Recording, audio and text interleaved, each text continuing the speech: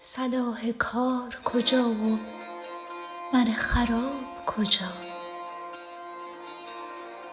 ببین تفاوت ره کز کجاست تا به کجا.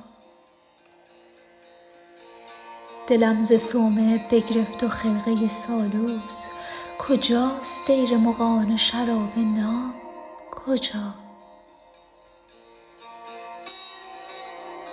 چه نسبت است به رندی صلاح و تقوا را؟ سماع وعظ کجا؟ نغمه رباب کجا؟ ز روی دوست دل دشمنان چه دریابد؟ چراغ مرده کجا؟ شمع آفتاب کجا؟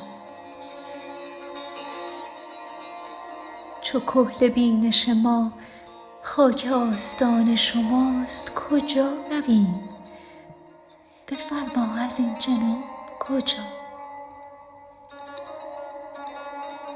مبین به سیب زنخدان که چاه در راه است، کجا همی روی ای دل بدین شتاب کجا؟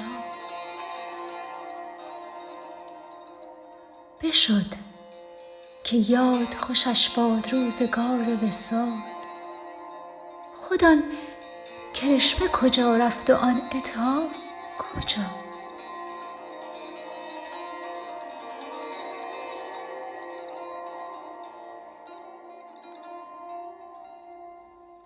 قرار و خواب ز حافظ طمع مدار ای دوست، قرار چیست؟